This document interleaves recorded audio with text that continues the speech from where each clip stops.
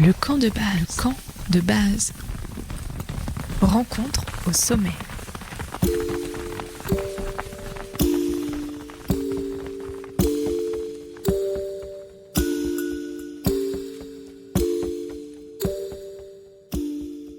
Bienvenue dans la saison 3 du camp de base, l'émission des rencontres au sommet. Chaque semaine, je vous invite à découvrir une nouvelle facette de la montagne dans une conversation avec une personnalité. Ensemble, on contemple les grands espaces et on se raconte des histoires. Dans un monde en pleine mutation, dans lequel les hommes sont la principale force de changement sur Terre, surpassant les forces géophysiques et dans le contexte de changement climatique, à quoi ressemblera la montagne de demain ? Et quels sont les changements souhaitables ? Ensemble, on rêve la montagne et on s'y promène. Le camp de base, rencontre au sommet, est disponible en podcast tous les lundis dès 5h du matin sur les plateformes.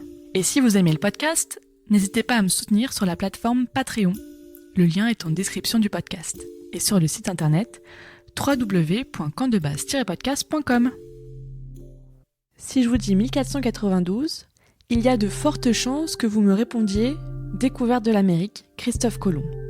Mais cette date, c'est aussi celle d'un événement local alpin, la première ascension du Mont Aiguille ordonnée par le roi Charles VIII. Et on pose souvent cette date, de manière assez anachronique d'ailleurs, comme la naissance de l'alpinisme. La première ascension de cette montagne est d'abord un tour de force, une victoire politique dans le contexte de guerre d'Italie. 1492, le Mont Aiguille, début de l'alpinisme, avec Stéphane Gall et Ludovic Veld, c'est l'épisode 47 du camp de base et ça commence dès maintenant. Bonne écoute. Bonjour Stéphane Gall. Bonjour. Vous êtes enseignant-chercheur en histoire moderne à l'université Grenoble-Alpes. Merci beaucoup d'être dans le camp de base aujourd'hui. Eh bien, c'est un plaisir. Et avec vous, Ludovic Weiss. Bonjour. Bonjour.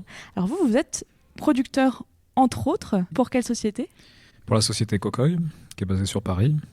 On fait généralement des films institutionnels, mais là, Retour au Mont Aiguille, ce sera le premier documentaire de la société. Aujourd'hui, effectivement, on va parler d'une montagne du Trièves, qui est un peu une montagne emblématique. 1492, Christophe Colomb découvre les Amériques. Mais pour l'actualité locale du XVe siècle, eh bien, c'est la première ascension du Mont Aiguille. Alors Stéphane Gall, je me tourne vers vous. Quelle est la particularité de cette montagne ? Alors, c'est une montagne qui n'est pas très élevée, qui fait 2087 mètres d'altitude. Mais sa particularité, c'est d'être détachée du reste des plateaux du Vercors. Et historiquement, parce que c'est surtout cet aspect-là, moi, qui m'intéresse, c'est que cette montagne, depuis le Moyen-Âge, a été considérée comme inaccessible à cause de sa forme détachée et vraiment de monolithe impressionnant, comme une sorte d'île minérale. Et donc, cette montagne a été entourée de cette espèce de mystère, d'inaccessibilité, qui en a fait aussi ce qu'on appelait une merveille du Dauphiné, c'est-à-dire quelque chose d'extraordinaire. Retour au XXIe siècle, à la genèse de ce projet. Ludovic, comment est-ce que vous tombez sur ce Mont Aiguille ? Alors tout à fait par hasard, en gros nous on cherchait des lieux, c'était vraiment du repérage, on cherchait les plus beaux lieux français pour d'autres tournages, et par hasard on tombe sur le Mont Aiguille, dans un livre, et on a vu les plus beaux lieux, et je vois cette montagne qui est étonnante, qui ressemble au monument de vallée aux États-Unis. En fait, voilà, ça m'interpelle, et je vois dans le descriptif que c'est le berceau de l'alpinisme. Donc je regarde vite fait sur Wikipédia, berceau de l'alpinisme, et on voit commandé par Charles VIII, qui a engagé Antoine de Ville, un Lorrain, pour aller grimper cette montagne avec des échelles, qui ont fait le berceau de l'alpinisme. Mais du coup, moi je me dis, c'est bizarre qu'à la fin du XVe siècle, on soit dans un acte sportif d'alpinisme et pas pour une autre raison. Est-ce qu'on peut dire que effectivement c'est la première espèce de montée performance, ce Mont Aiguille, Stéphane Gall ? Oui, on peut le dire. Alors, c'est vrai que la formule naissance de l'alpinisme, elle est un petit peu peut-être facile. Et anachronique. Et anachronique, tout à fait. Mais il y a quand même des aspects qui penchent en faveur de cette première, de cette naissance. Il y a le fait qu'on considère la montagne comme un défi et comme une montagne à prendre Et apprendre comment? Eh bien, effectivement, en déployant des techniques qui sont tout à fait spécifiques à la verticalité. Or, la verticalité, à l'époque, on l'appréhende surtout dans le cadre de la guerre, par escalade, par surprise, c'est-à-dire qu'on met des échelles contre les remparts.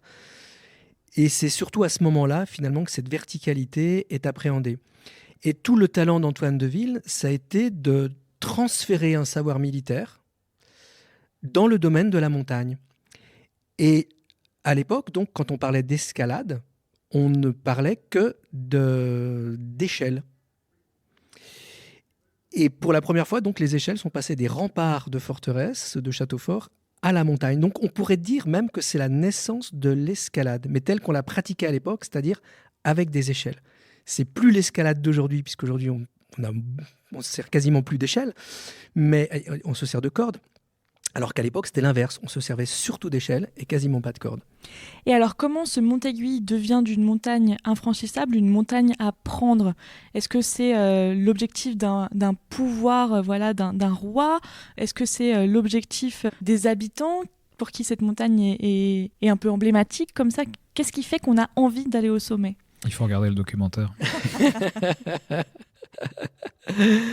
Ah, ça c'est sûr, faut regarder le documentaire.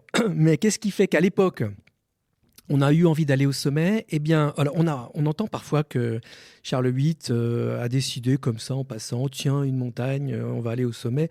C'est pas ça. Il y a derrière l'intention de Charles VIII une volonté politique. Parce que ce qu'il veut prendre, c'est pas seulement une montagne, c'est l'inaccessibilité. C'est vaincre l'inaccessible. Et c'est ce qu'il commande à un de ses capitaines, c'est-à-dire à un militaire.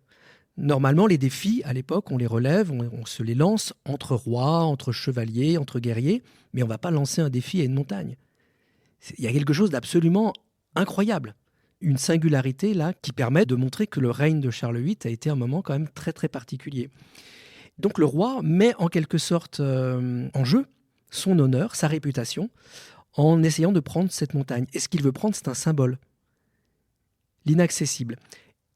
Son capitaine relève le défi, monte sur la montagne au nom du roi Charles VIII, donc en 1492, le 26 juin exactement, il arrive au sommet, 26 juin 1492, et il offre en quelque sorte cette victoire à son roi, et Charles VIII, désormais, ayant vaincu l'inaccessible, eh bien, devient le roi pour lequel rien n'est inaccessible.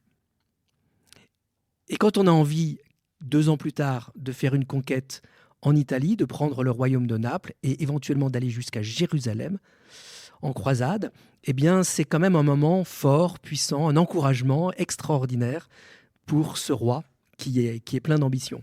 C'est presque une date géopolitique, cette accession du Montéguy. Oui, c'est géopolitique, effectivement, parce que désormais, comme une borne, et c'est vrai que le Montéguy a la forme d'une énorme borne, comme une borne, le Montéguy va jalonner la route, non seulement de Charles VIII, mais de son successeur Louis XII, puis de François Ier, puis d'Henri II, qui vont tous prendre la route, donc tous ces rois de France prennent la route ensuite de l'Italie, et tous vont passer devant le Montéguy, ou pas très loin, pour assouvir leur soif de conquête et d'expansion telle qu'on pouvait en avoir à l'époque.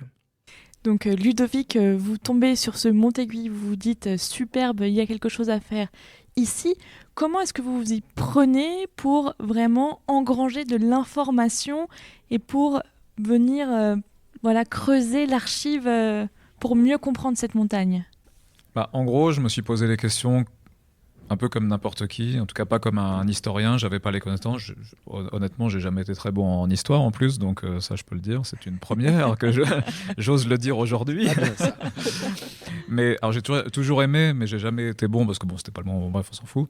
Mais en gros, voilà, je me suis dit déjà pourquoi Charles VIII a fait ça.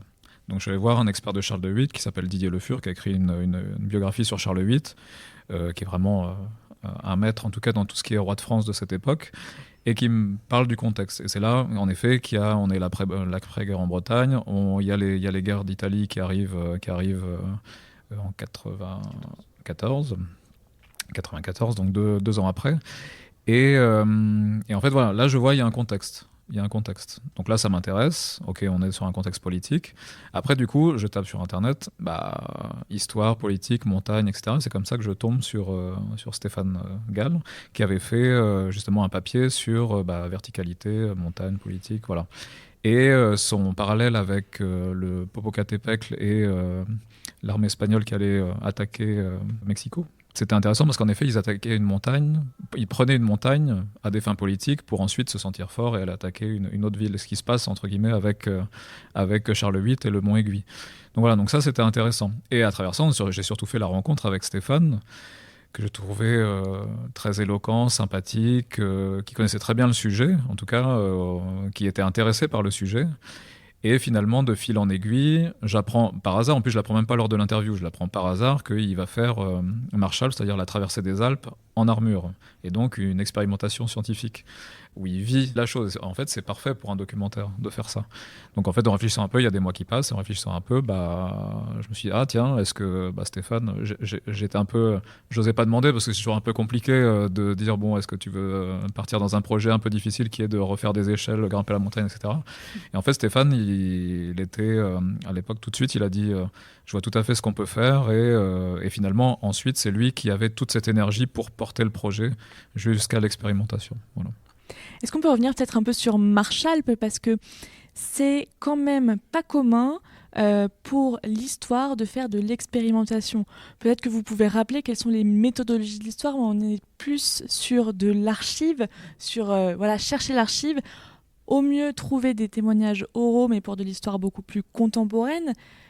Qu'est-ce qui fait que vous allez expérimenter sur le terrain en armure pour traverser les Alpes, ce qui doit pas être une mince affaire ? Oui, tout à fait. C'est une question importante et même fondamentale. C'est qu'effectivement, l'histoire, comme vous l'avez rappelé, fonde sa scientificité sur des sources, donc des documents d'archives manuscrites, imprimés, iconographiques, orales. Bon. Et là, tant pour Marchalp, donc la traversée des Alpes en armure, que pour le Mont Aiguille, on a une documentation qui existe. Pour Marchalp, c'était une lettre de François Ier et d'autres documents qui confirmaient le fait qu'il avait été en armure à 2000 mètres d'altitude au mi-août 1515, c'est-à-dire juste avant la bataille de Marignan, pour se rendre à Marignan. Il s'est retrouvé en armure dans les Alpes. Donc quelque chose d'incroyable. Pour le Mont Aiguille, c'est un peu pareil. On a un procès verbal, on a une lettre qui a été écrite au sommet du Mont Aiguille, le 26 juin, ou presque un peu après 1492. Donc on a des documents. Sauf que ces documents parlent d'une action, un franchissement ou une ascension, et qu'il est très difficile pour l'historien de comprendre exactement comment s'est effectuée cette action, tant le franchissement que l'ascension. Car cette action n'est pas décrite par les hommes de l'époque. L'environnement n'est pas suffisamment explicité. Il n'y a pas un topo qui dit voilà comment en 1492 on est arrivé au sommet du Mont Aiguille. Non, voilà. On n'a pas le topo précis, on sait seulement qu'il y a eu des échelles. 2000 lieues d'échelle, nous dit Antoine de Ville de Don Julien, pour monter au sommet du Mont Aiguille. François Ier en 1515 dit « Il me fâche fort de porter le harnois », c'est-à-dire l'armure, dans ces montagnes. Mais c'est tout. Donc en fait, toute la difficulté là pour l'historien, parce qu'on bute sur les mots, c'est d'essayer d'aller au-delà de ces mots. C'est de voir ce qu'il y a derrière. Donc, c'est d'historiciser l'action. C'est de restituer à l'action sa dimension historique pour mieux la comprendre. Et c'est là qu'intervient l'archéologie expérimentale, c'est-à-dire de reproduire des équipements de l'époque. Pour Marshall, une armure, enfin plusieurs armures même de l'époque, fabriquées on va dire un peu dans les conditions de l'époque, c'est-à-dire sans soudure, avec un poids qui correspond, etc., etc.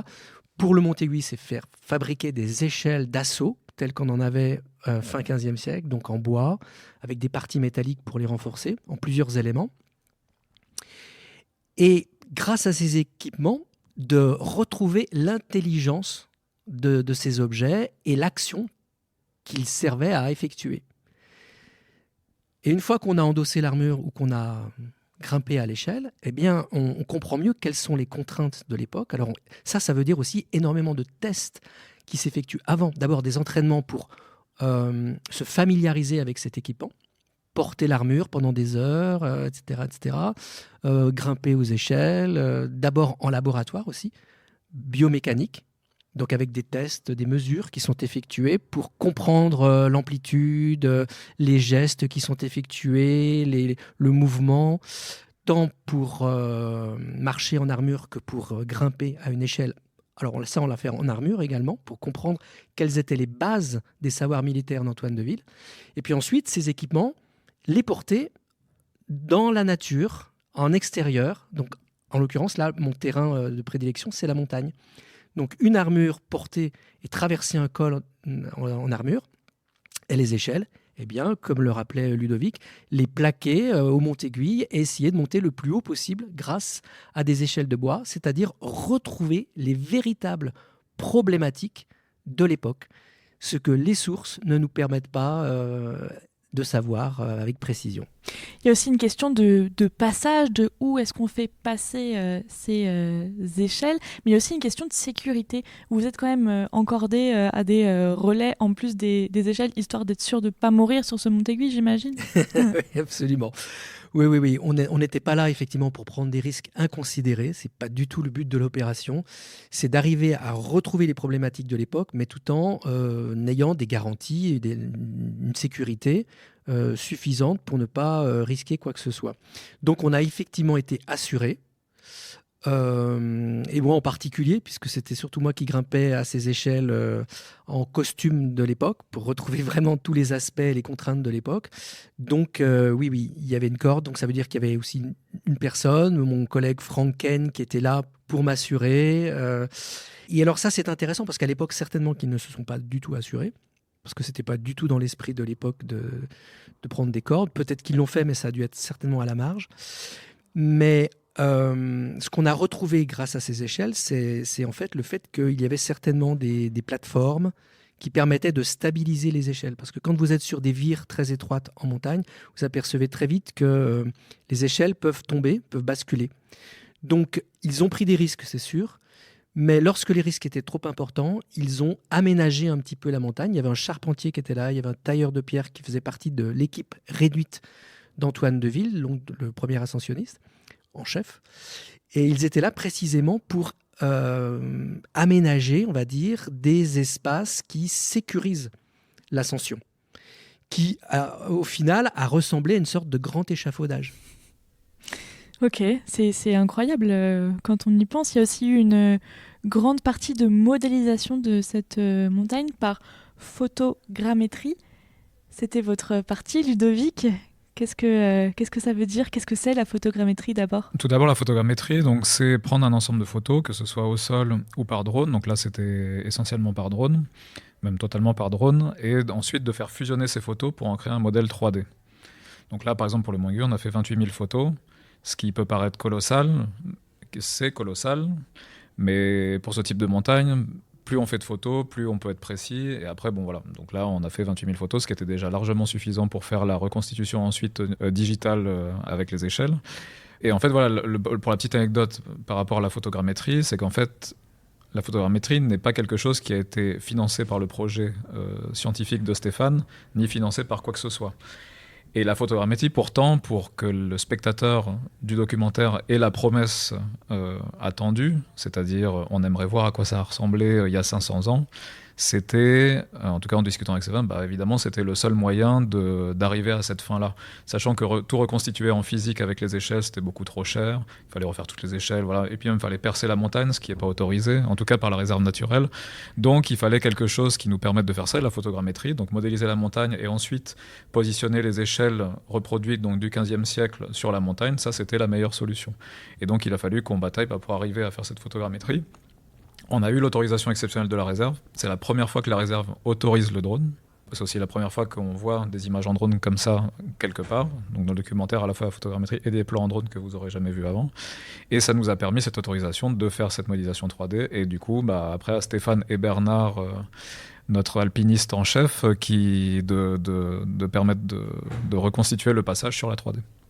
Avec les connaissances communes de chacun. Où est-ce que vous êtes arrivé avec ces échelles sur le Mont-Aiguille ?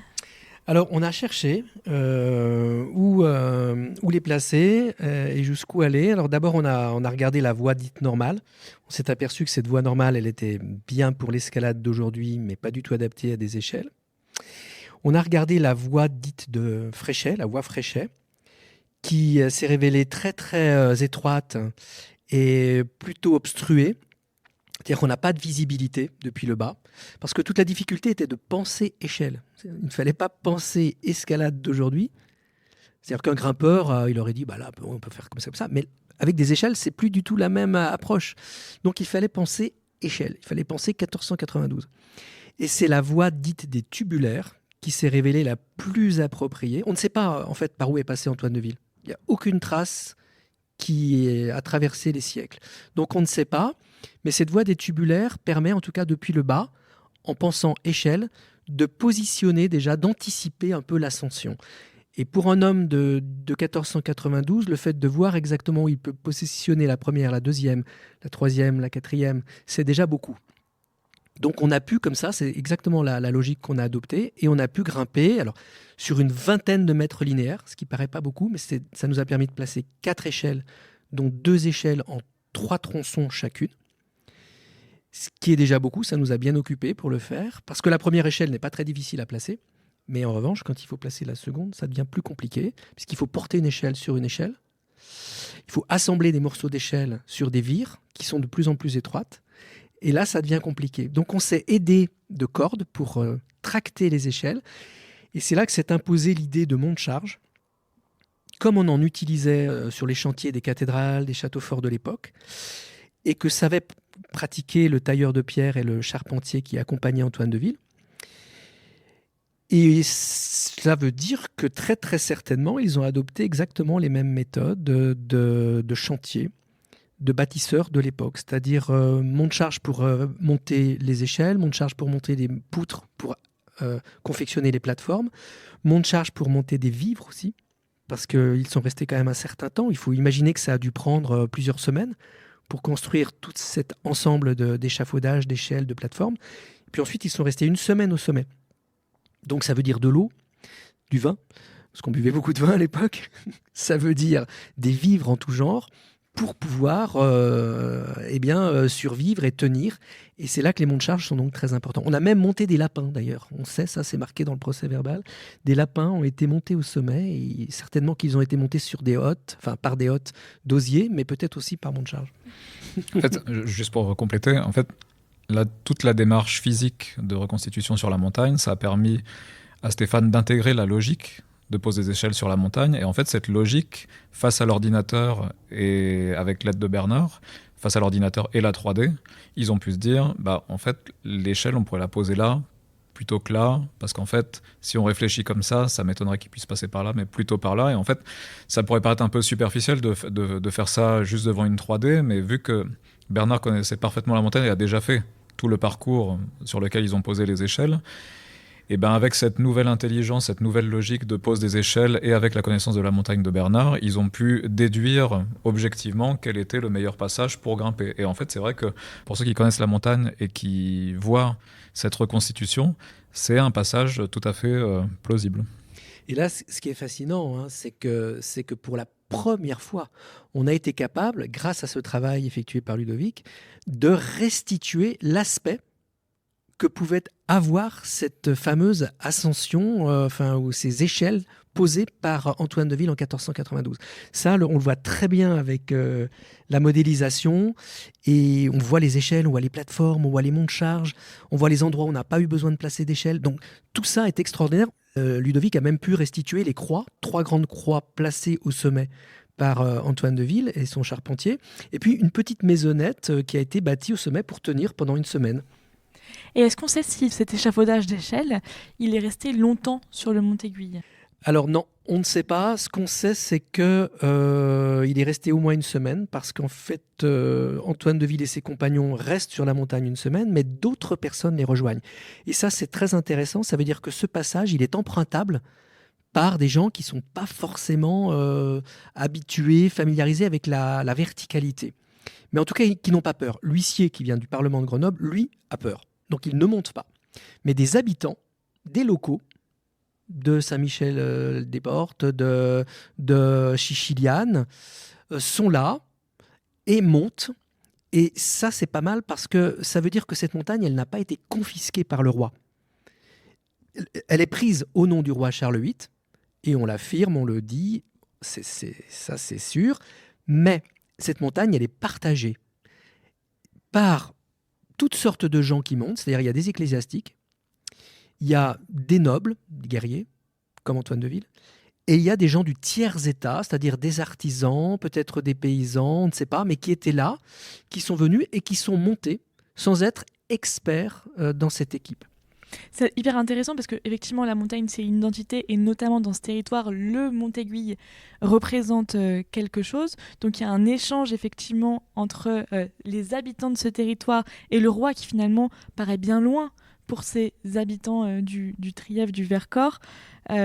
Comment est-ce que au XXIe siècle vous partagez vos découvertes, le documentaire, on va y revenir juste après, mais comment est-ce que vous partagez vos découvertes, notamment sur cette ascension de 1492 avec les gens du territoire ? Oui, et ben voilà, en fait, c'est exactement où je voulais en venir, parce que ce partage de la montagne en 1492, eh bien, on a voulu le retrouver en 2022, voilà, pour le 530e anniversaire de l'Ascension. Et c'est vrai que faire de l'histoire expérimentale, c'est aussi faire de l'histoire partagée. C'est-à-dire que c'est une histoire qui se fait sur le terrain, qui est une histoire appliquée et qui a besoin des acteurs du terrain pour pouvoir se déployer. Et c'est exactement ce qui a été fait alors pour Marchalp en 2019 et là au Montéguy avec les habitants de Chichiliane et du Trièves qui se sont très très fortement impliqués dans ce projet. Alors avec Ludovic, on a expliqué le projet, on a expliqué exactement nos intentions. Et on a été tout de suite suivi par les élus, par les habitants, les associations, la vie du village, notamment à Chichiliane, par des passionnés comme Bernard Angelin, qui est la personne qui connaît sans doute le mieux le Montéguy aujourd'hui, et par d'autres, les charpentiers qui ont accepté de fabriquer les échelles gracieusement, parce que c'était pour leur village. Par donc Éric Vallier le maire, par Yann Souriau, l'ancien maire, par Michel Jay avec les chevaux qu'on a utilisés pour monter les vivres jusqu'au sommet. Et tous les gens, j'en oublie, je ne peux pas les citer tous, mais ça a été très très émouvant de voir l'implication des habitants de Chichiliane qui ont fabriqué des costumes eux-mêmes pour se retrouver un petit peu dans cette atmosphère 1492 et pour accompagner le projet. Et là, donc, il y a eu un véritable échange. C'est-à-dire que nous, on est arrivés en leur expliquant le projet. Moi, je leur expliquais le projet scientifique et en apportant des informations complémentaires sur ce qu'ils savaient de cette montagne. Et donc, tout l'enjeu de reconstituer l'ascension avec des échelles, plus différents aspects à travers des conférences, etc., qu'on a expliqué. Et eux m'ont apporté cette passion, cette générosité et cette force des habitants du Trièves et de Chichiliane. Il y a un film documentaire que vous avez produit, Ludovic. Pourquoi faire un film sur cette aventure ?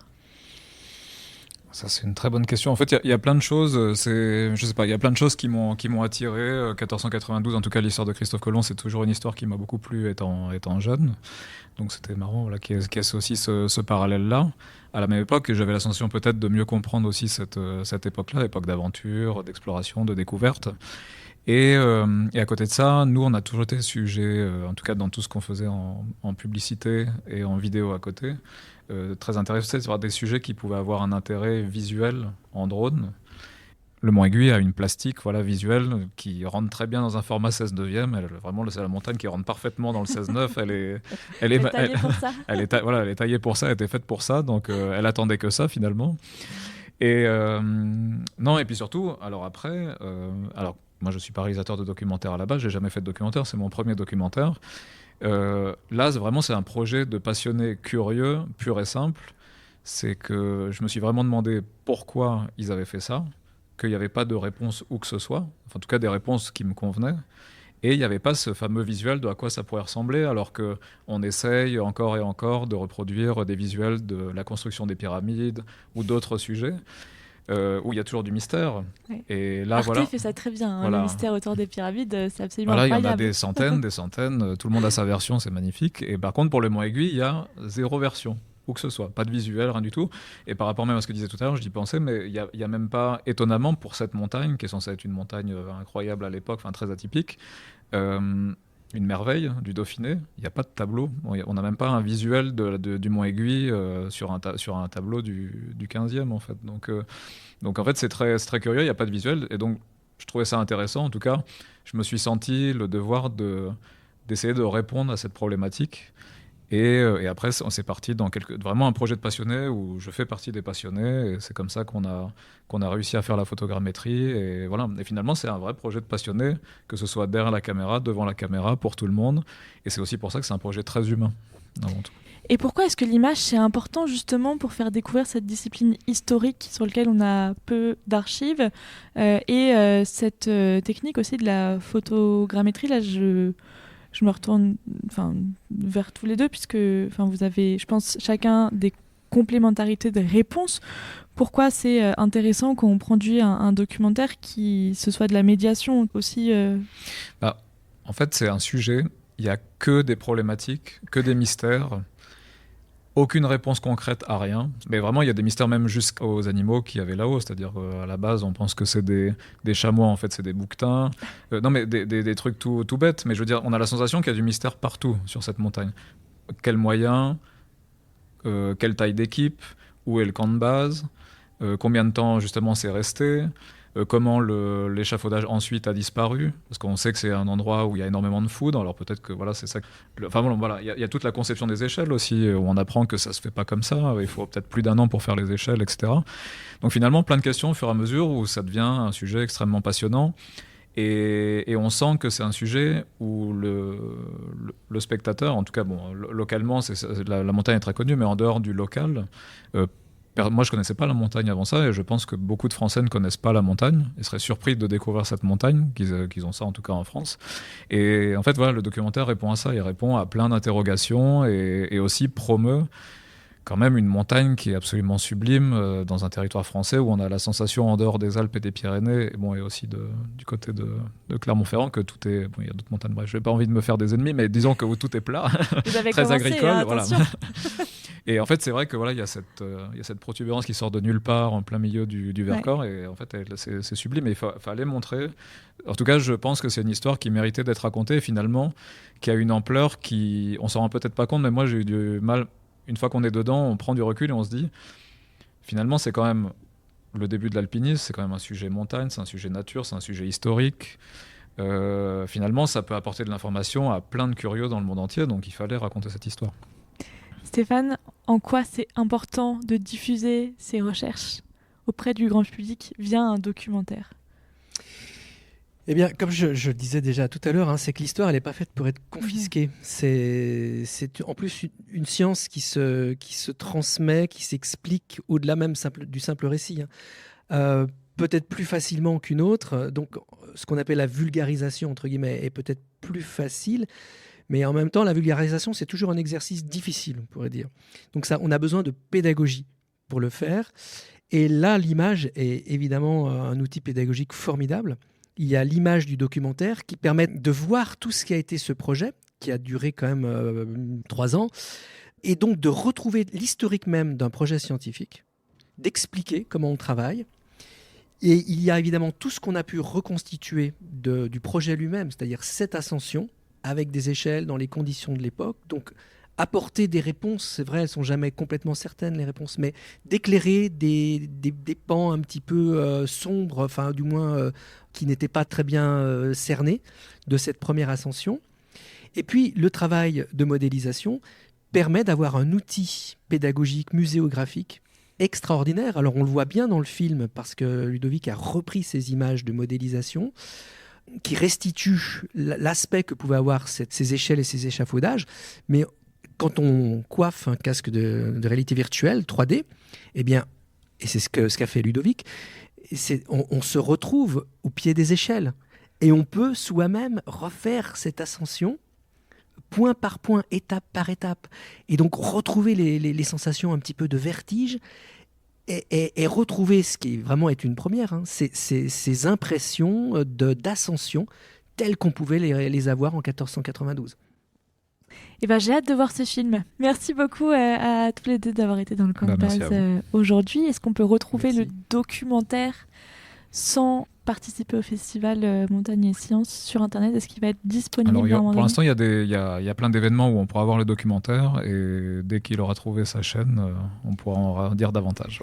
Très bien. Donc, il y aura tout sur la description du podcast au fur et à mesure de vos nouvelles. Merci beaucoup à tous les deux. Merci beaucoup.